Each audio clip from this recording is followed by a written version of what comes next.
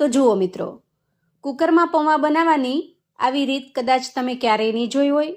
એકદમ છૂટા છૂટા, પણ બિલકુલ કોરા નહીં લાગે કે ગળે અટકશે પણ નહીં, પરંતુ ઠંડા થઈ ગયા પછી પણ કલાકો સુધી મસ્ત સોફ્ટ રહેશે એવી અનોખી રીત છે આ. હા, બનાવવાની રીત થોડી અલગ છે, એટલે વિડીયો પૂરેપૂરો જોજો, એક પણ સ્ટેપ મિસ ન કરશો. સૌથી પહેલા આપણે એકદમ રફલી ચોપ કરેલી ડુંગળી લઈશું. ડુંગળીને આપણે થોડી થોડી ઝીણી સમારવાની છે. બહુ મોટા ટુકડા ન રહે એ રીતે ઝીણી ઝીણી સમારી લઈએ. ત્યાર પછી કોઈ કટોરી કે વાટકીને આપણે માપ તરીકે સેટ કરીશું અને સમારેલી ડુંગળીનું માપ કાઢી લઈએ. તો જુઓ, આ એક અને ત્યાર પછી આ અડધી વાટકી, એટલે કે આપણે અહીંયા 1.5 વાટકી જેટલી સમારેલી ડુંગળી લીધી છે. હું મેજરમેન્ટના માપ પ્રમાણે 3 વાટકી જેટલા પૌવા લેવાની છું, જેથી ડુંગળી આપણે અહીંયા પૌવા કરતા અડધી લેવાની છે. હવે ત્યાર પછી એક લીલા મરચાને મેં ઝીણું ઝીણું સમારી લીધું છે, એને ઉમેરી દઈએ. મરચું છે એનો કલર મેં અહીંયા લાલ પસંદ કરેલો છે, કેમ કે રેસીપીની અંદર થોડો ડિફરન્ટ કલર ઉમેરીશું તો દેખાવમાં પણ એકદમ સરસ બનીને તૈયાર થશે. તમે અહીંયા ગ્રીન મરચું પણ વાપરી શકો છો. અને ત્યાર પછી થોડા મીઠા લીમડાના પાન ઉમેરીશું.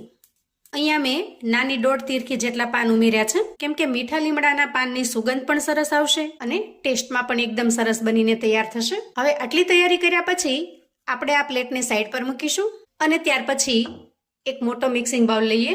અહીંયા બાઉલની અંદર આ રીતે કોઈ મોટી ગરણી અથવા તો સ્ટેનરને સેટ કરી દેવાનું છે અને ત્યાર પછી માપ તરીકે સેટ કરેલી કટોરી લઈએ અને આ 3 કટોરી ભરી અને આપણે પૌવા લઈએ.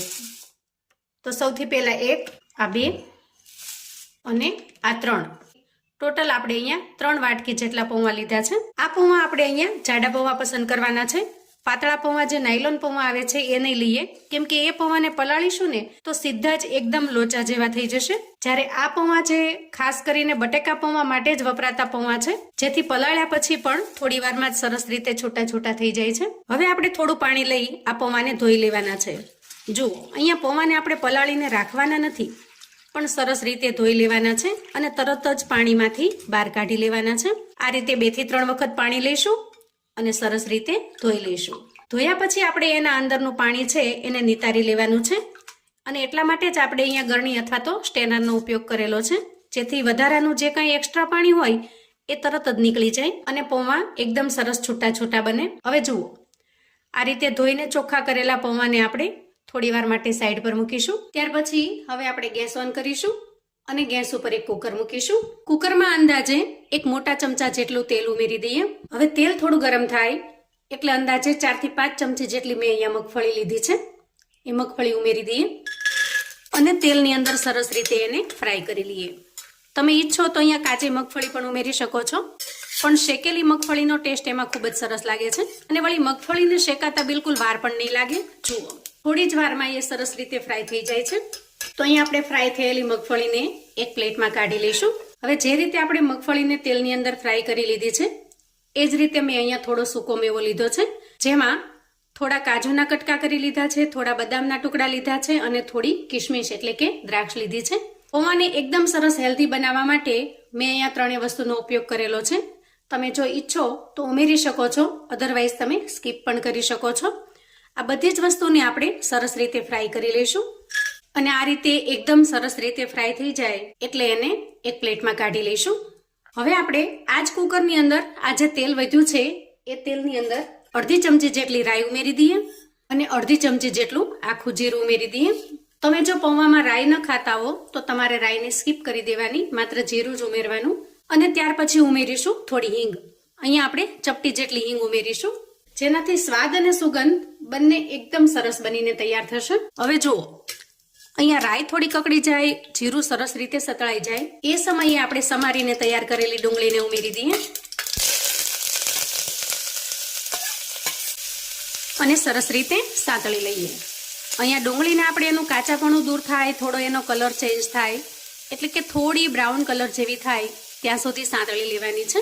હવે ડુંગળીને આપણે આ રીતે થોડી વારે ચલાવતા જઈએ અને એકદમ સરસ મજાની બ્રાઉન કલરની થાય ત્યાં સુધી થવા દઈએ.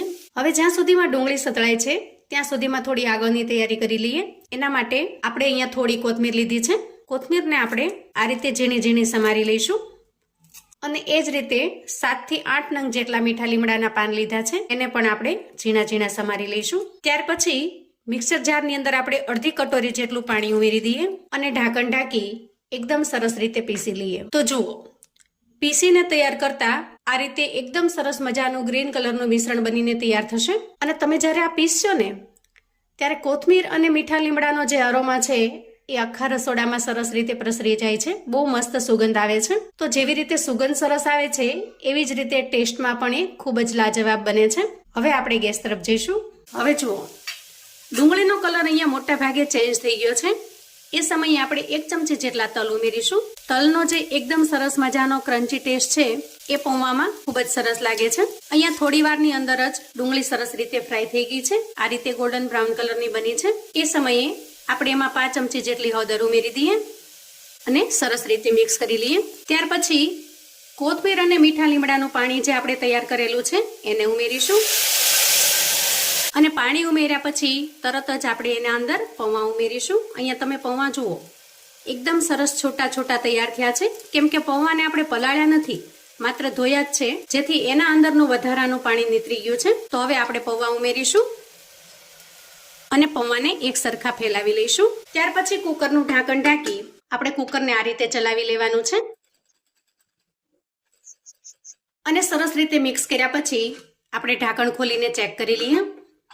વાહ, જુઓ, એકદમ સરસ મજાના પૌવા બનીને તૈયાર થઈ ગયા છે.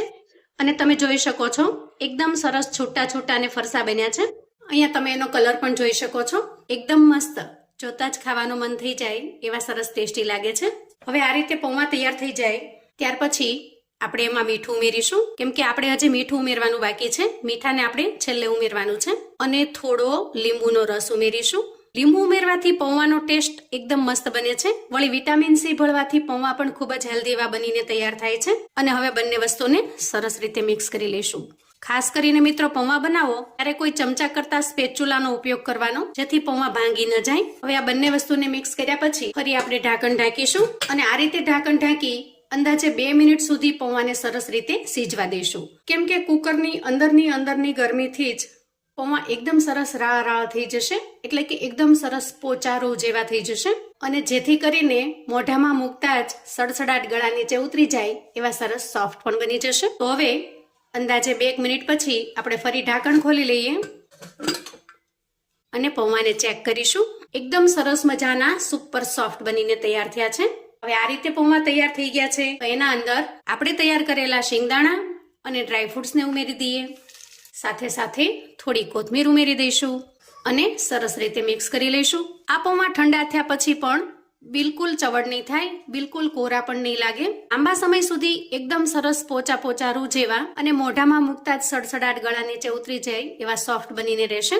આ પૌવાને તમે બાળકોને ટિફિન બોક્સમાં બનાવીને આપી શકો છો, અથવા તો કોઈ બારગામ પિકનિક પ્રવાસમાં જતા હો ત્યાં પણ બનાવીને લઈ જઈ શકો છો. અને ખાસ કરીને જો એના અંદર થોડું ડ્રાયફ્રૂટ્સ ઉમેરીને આપશો ને તો પૌવા હેલ્ધીની સાથે સાથે થોડા તાકાતવાળા પણ બનશે. ખાવાથી લાંબા સમય સુધી ભૂખ પણ નહીં લાગે અને શરીરને ભરપૂર માત્રામાં એનર્જી મળી રહેશે. અહીંયા આપણા એકદમ ટેસ્ટી, ખૂબ જ મજેદાર, યુનિક અને અલગ રીતે બનેલા પૌવા તૈયાર છે. હવે આપણે પૌવાને સર્વ કરી લઈએ. મિત્રો, અહીંયા પૌવાનો ટેસ્ટ જો તમને થોડો મીઠો પસંદ હોય તમે થોડી ખાંડ અથવા તો દળેલું બુરું પણ ઉમેરી શકો છો. એનાથી થોડા મીઠા બનીને તૈયાર થશે. પણ આપણે ડુંગળીનો અહીંયા ભરપૂર માત્રામાં ઉપયોગ કરેલો હોવાથી ડુંગળીની જે કુદરતી મીઠાશ છે એ આપોઆપ એમાં આવી જાય છે, જેથી મને ખાંડ ઉમેરવાની જરૂર લાગી નથી. પણ તમે ઈચ્છો તો થોડી ગળપણ માટે ખાંડ ઉમેરી શકો છો અને સ્વાદને વધારવા માટે થોડો ગરમ મસાલો પણ ઉમેરી શકો છો. બાળકોને કે મોટાને સવારના નાસ્તામાં, સાંજે નાની મોટી ભૂખમાં અથવા તો લંચ બોક્સ કે ટિફિન બોક્સમાં બનાવીને આપી શકાય એવા સરસ ટેસ્ટી બનીને તૈયાર થાય છે. તમે જો ક્યારેય આ રીતે કુકરની અંદર પૌવા બનાવવાની ટ્રાય ન કરી હોય તો એક વખત ચોક્કસથી બનાવજો. આ જ પૌવાને જો તમે સેમ રીતે કડાઈમાં બનાવશો તો ખૂબ જાજી બધી ઝંઝટ અને માથાકૂટ વધી જશે. જ્યારે કુકરની અંદર એકદમ સરળતાથી માત્ર એક જ વાસણની અંદર તમે પૌવા વઘારવાની, એને સ્ટીમ આપવાની બધી જ પ્રોસેસ કરી શકશો. તો આવું અવનવું જાણવા માટે અને મને સપોર્ટ કરવા માટે ચેનલ પર જો તમે નવા છો તો પ્લીઝ ચેનલને સબસ્ક્રાઇબ કરજો. વિડીયો ગમે તો લાઈક અને શેર કરજો. તમારા સગા સંબંધી મિત્રોને પણ આપણી આજની કુકરમાં પૌવા બનાવવાની એકદમ અનોખી અને અલગ રીત ચોક્કસથી મોકલી આપજો, જેથી એ લોકો પણ બનાવીને તૈયાર કરી શકે, એન્જોય કરી શકે, એના પરિવારને પીરસી શકે. કોમેન્ટમાં મને ચોક્કસથી જણાવજો મિત્રો કે તમે મારો વિડીયો ક્યાંથી ને કયા ગામથી જોઈ રહ્યા છો. કેમ કે મને એ જાણીને ખૂબ જ આનંદ થાય છે કે મારા વ્યુઅર્સ મને ક્યાંથી જોઈ રહ્યા છે. અને સાથે સાથે એ પણ જણાવજો કે આજની આ પૌવાની રેસિપી તમને કેવી લાગી છે. તમારી પૌવા બનાવવાની રીત પણ મને ચોક્કસથી બતાવજો, જેથી હું પણ મારી રીતમાં ઇમ્પ્રુવમેન્ટ કરી શકું અને કશો નવો બદલાવ લાવી શકું. તો ફરી મળીશું એક નવી રેસિપી સાથે. ત્યાં સુધી આવજો મિત્રો.